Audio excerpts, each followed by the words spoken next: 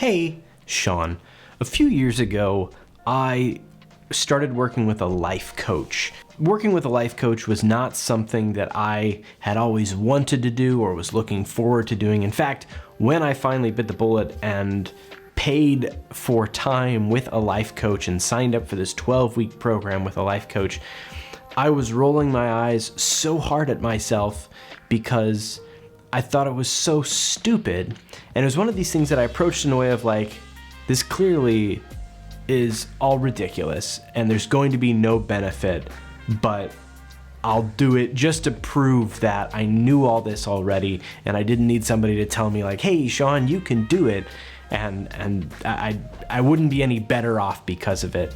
And so I went in with my arms crossed and I did these exercises. And I've talked about this on my channel before, but I got so much out of it. It blew my mind how different I was at the end of those 12 weeks and how not just like more productive, and I got some like tips on how to be more productive. It wasn't about that. It was about understanding myself and understanding where I want to go a little better and asking myself some questions that I would not have thought to ask. And as I struggled with the concept of like, well, I'm giving up, like for me to succeed as a professional, you know, it's kind of lame that I need someone else. I'm not self-made with the things that I create in my business and stuff like that. And I had to pause. And it was actually, I did some research and talked to some other people who had used life coaches or business coaches and things like that. The pattern of elite performers using coaches is irrefutable. Like look at it, obviously look at any performance athlete. Look at Tiger Woods, one of the greatest golfers to ever live. He has coaches.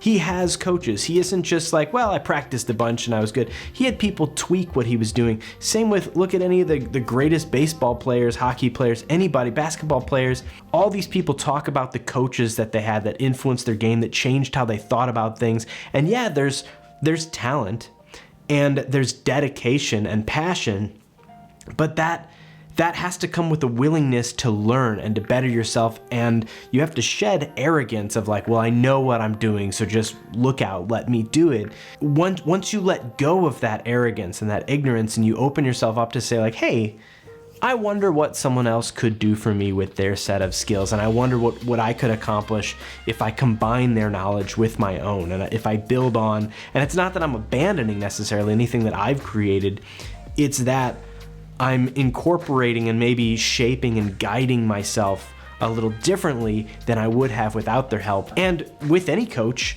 life coaches included, you're allowed to disregard any of what they have to say. If they're telling you things that you don't want to hear, you don't think would be helpful, you absolutely don't have to take it into consideration. But you have the option to, and through that lateral thinking comes growth. And for me, I had such a positive experience working with my life coach. And I worked with a guy named Tim Dean who became a good friend, who was a good friend before that, and who I knew was a life coach. And I finally was like, hey, let's, I see this guy talk about his stuff. And it was pivotal. It was incredible. And still to this day, I reach out to Tim to touch up my life every now and again. And when this whole Corona thing's over, I'm probably going to go back and revisit and maybe do another 12 weeks to focus myself a little better. Maybe when I'm done with this video, I will. Hey, Tim.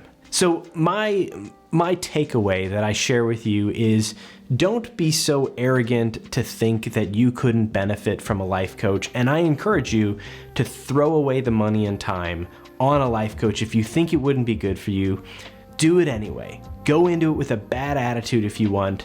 But at some point, I encourage you to just crack open a little bit, let them in, do the exercises that they're walking you through, think about some of the things that they're asking you to think about, and answer honestly to yourself.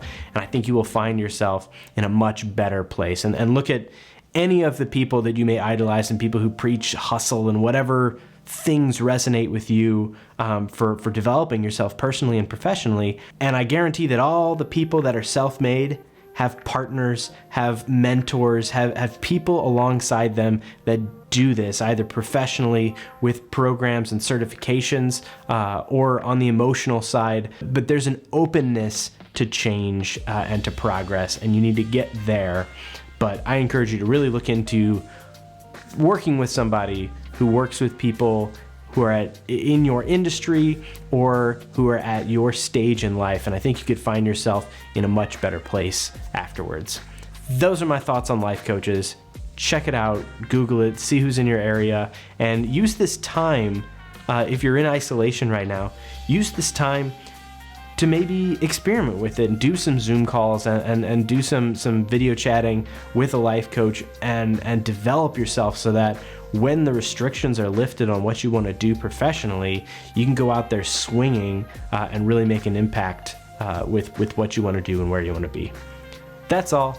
Thanks for watching. See you later. Bye.